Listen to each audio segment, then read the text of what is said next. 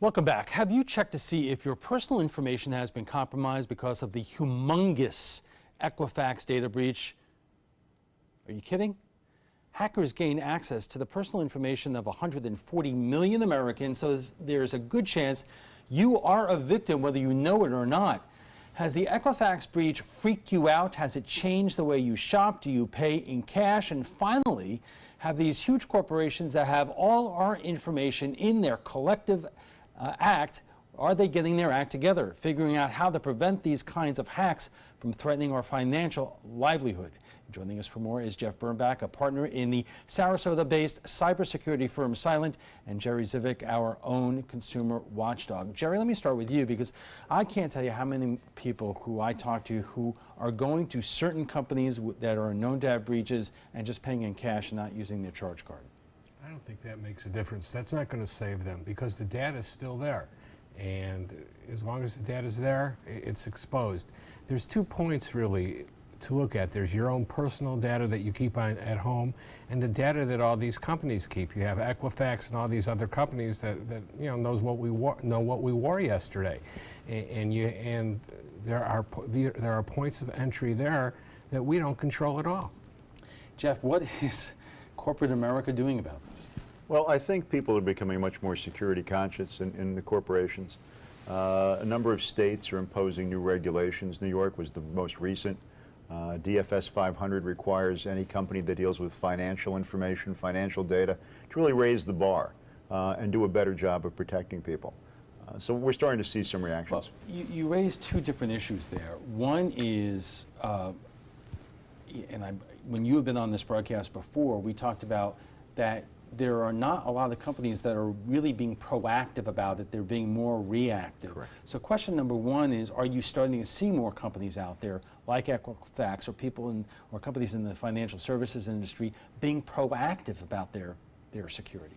We're starting to see the conversation at much higher levels. After the Target breach happened a couple of years ago, boardrooms started talking about it, and board directors started getting concerned about it. And that started to trickle down to the point that we are seeing changes in a number of companies. Well, we could tell why, because the new earnings report for Equifax came out, and whereas revenue is up, profit is down because they may have some kind of legal bills that they're paying. Yes and no, because I'm sure Equifax has got insurance for this. And probably if I was in the insurance business, I would want to get into selling cyber insurance. This is a business that's growing exponentially in the past few years. So the other question here is, Jeff, you're talking about states like New York requiring certain things. Why aren't we seeing this done on the federal level to handle all U.S. companies and have some kind of standard in terms of what kind of precautions and security corporations need to take? No, it's interesting you asked that. Right now there are 47 different state laws regarding breach notification for consumers, but there is no national law regarding breach notification. And I think we're going to probably see something like that, if not this legislative session, maybe the next year. Well, I mean, what is taking the federal government so long? Or is it because Congress is trying to do some other things? Well, that's a whole different question, certainly beyond my pay grade to answer. But, I think that we're starting to see at federal levels the recognition that people have to be treated fairly across the board. And it's going to take a bit of time for the federal government to go ahead and respond to those concerns. Jerry, under federal regulations right now, does the FEC or anybody like that have regulations in place that will at least provide some kind of protections? Well, there's some. It's a patchwork of what's out there, and nobody really has the wherewithal to enforce it. But what's interesting, here in Florida, there was an attempt to create an Office of Technology and Data Solutions within the Department of Management Services, and the governor vetoed that. Why? You'd have to ask him. I'm not privy to that. All right. Now, I should mention there are federal laws related to healthcare information, for instance, HIPAA. But we don't see anything equivalent to that on the consumer financial side. All right, we are just getting warmed up. We'll have much more on the Equifax data breach right after we check the first alert weather. Stay with us.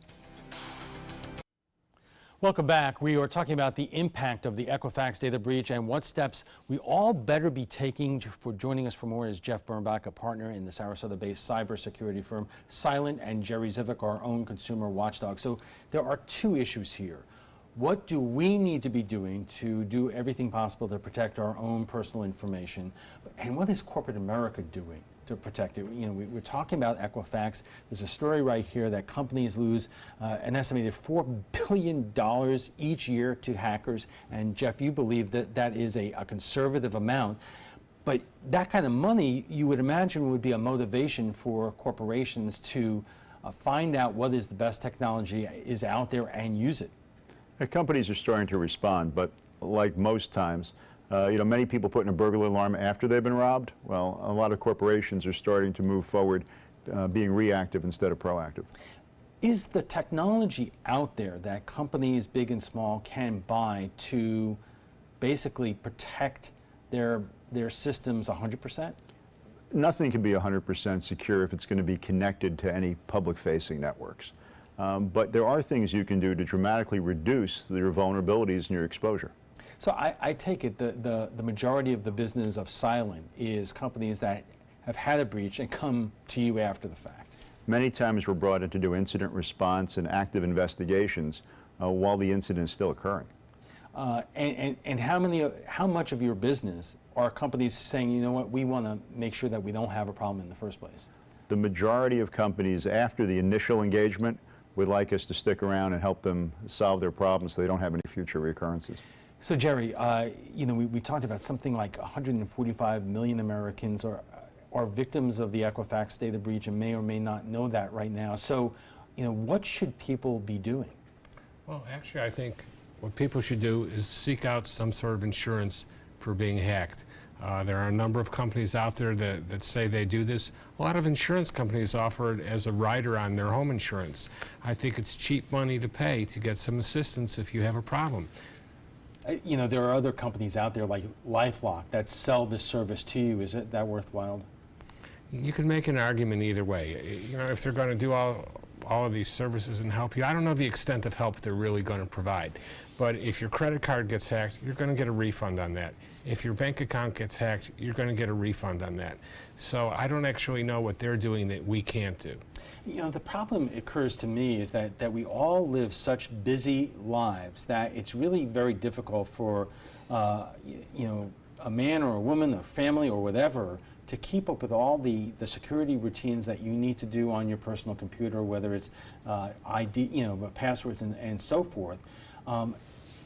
Where are we moving in terms of making the individual safer, more secure without loading them down with different passwords? Well, the problem is people really need to use separate passwords, separate credentials for every different type of account they access. So the challenge isn't to have less passwords, but to have tools that make keeping those passwords accessible easier for you. Like keychains and so forth. Yeah, I mean, there are programs online. Keeper, for instance, is one you can get for your Apple phone that lets you go ahead and keep all your usernames and passwords encrypted on your phone and have them accessible to you. The other challenge, I would imagine, is that our computers at home and are at work in the corporate world are moving towards cloud-based systems. I was having this conversation with Bob just a little while ago. That's the way the computers started. Then we moved to hard drives. Now we're moving back to clouds. And I'm worrying and wondering if this, adds another element of insecurity, be it as it may, to both, people at home and people in the corporate world. Well, being a non-computer person, and Jeff can probably speak more technically about this, I think it's a huge exposure to give somebody else control of your data. Because you move a bit here, you move a bit there. So we have all these malware, anti-malware, antivirus. So people just change a little bit of code and it's a whole new game. So it's like a mutating virus. And can we keep up with it? I don't think we can. Instead of keeping it in somebody else's cloud, why not plug in a device, a hard drive, thumb drive, whatever it is, into your computer and create your own cloud and back it up? Rely upon yourself. Jeff, the industry, when it starts going in a certain direction, it seems to be like a snowball. Sure. I mean, this is the way we're going, isn't it? Yeah, a lot of things have gone to cloud-based storage. Jerry makes a good point that you're basically abdicating the responsibility for your data to somebody else, whoever the cloud provider is. And like anything else, there are positives and negatives to it. I think Jerry's comment about backing up your data, though, is critically important. Most people should, most people don't, especially on their home units. back up their material on a regular basis, at least once a month, if not more frequently. And I'm wondering, at least in terms of the corporate basis, whether we live in a bottom line society, and that it's probably less expensive and more efficient to have cloud-based backup systems rather than to have a huge IT department with salaries and so forth. Sure. Yeah, for corporate applications, clouds may make some sense. But I think for most individuals, the idea of their biggest threat isn't necessarily the data that's in the cloud, but it's the email that's coming into their home systems on a daily basis. So Jerry, what are you hearing about in the aftermath of the Equifax breach, what that company and the other credit reporting agencies and the large retailers are doing to make sure that these kinds of things don't happen again? I don't know that that we're aware of what they're doing behind the scenes. Jeff would know that, and I'm sure it's confidential because they've hired attorneys to retain you. But the reality of it is we have to protect ourselves endlessly. This is our battle and something that we have to do. And I think these credit companies ultimately are going to figure out a way to make money off this. They're going to allow us to lock it and unlock it in a very inexpensive way, and we'll be stuck paying fees. Why can't there be a law passed that said, okay, you are allowed to control your credit history. It's our history. It's an invasion of our privacy. We should be able to control this. What are they doing right now in the aftermath in terms of credit freezes and charging consumers for that?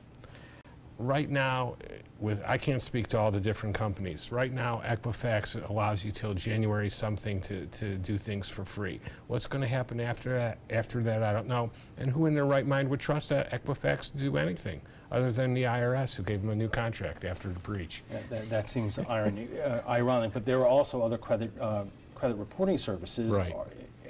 Are those services offering people the same kind of... I see bits and pieces of new programs that are coming out from the different companies. I think this is very much in flux still right now, ultimately what they're going to offer. The safest thing to do is just shut down your credit right now. Which, if you're going to buy a new house or a new car, make large purchases, that becomes problematic. Start a few weeks ahead of time. If you're going to, generally, if you're buying a house or a car, you know that you're going to be doing that. So start ahead of time and see what's on your credit report. See if there's going to be a problem when you go to make that purchase, and then you can unlock it. Jeff, I ask this all the time, and it's a little bit away from this topic, but is the government, whether it's the military, the intelligence agencies, the Congress, are they taking steps to make sure that the government computer systems are more secure, or are they doing a good enough job? Well, I think everybody is trying to go ahead and raise the bar when it comes to security. Government agencies, military, corporations. The challenge, of course, is trying to respond to the changes in technology and the continual changes in threats. We don't see the same threats this year we saw a year or two ago. And I'm sure we're seeing threats now that won't be seen 6 months from now. So it becomes a continual cycle. It's not really a one and done, but it's an ongoing, continual process of evaluation and responding. All right. We have to take a quick break, and we'll be back for final thoughts when we return. Stay with us. And our guests joining us right now for final thoughts. Jeff, is this something that simply we have got to get used to, the fact that our personal information, financial information is out there, and we're never going to be able to really shut down the bad guys from accessing it? Well, I think, unfortunately, Alan, we've gotten to a point where there have been so many breaches that release so much information. There's really no turning back. You can't pull that information back. As a friend of mine says, you can't unring the bell. It's already happened. So I think it's a bit of a new normal. However, I think there are things people can do that they can protect themselves. Clearly that information's out. You can't pull it back. But a lot of the attacks that are impacting people are occurring through things other than large data breaches. They're phishing attacks in your email. They're viruses. They're malware. So there are things people can do. They can patch their computers. They can run antivirus. They can be aware of the emails they're getting, especially from unknown people or attachments they're not expecting. Those are things people can do to really reduce their risks and their exposure on a daily basis. Jerry, the difficulty with that is that we live such frantic lives that when you get some of these phishing emails, people are not as careful as they would like to be in terms of it. Look what happened to John Podesta. One person pushing the wrong button and a scandal comes. So this is something that, to individuals, we all have to deal with. Well, I think what happens is we have to slow down in our lives. No multitasking. Don't be watching a movie and see an email come in and click on it. Just think about it, like Jeff said. If you don't recognize this person, you don't answer it. There's no rule. If somebody's soliciting a response from you, you're not required to respond. I think you have to be careful, slow down, look at what you're typing, look at what you're doing, and you have to even be aware when you buy a smart gadget to get things that can be updated. All right. We have to leave it there, gentlemen. Thank you. FYI, you can watch past discussions on demand. They're available on Apple TV, Amazon Fire, and Roku. And remember, for updates on national and local breaking news, you can download our latest updated version of our app. Android users will get the update automatically, but iPhone users need to go to the App Store and re-download the app. Just search for WWSB or My Suncoasts. And we want to thank our guests for being here tonight. Jeff Birnbach is a partner with the Sarasota-based cybersecurity firm Silent, and Jerry Zivick is our own consumer watchdog.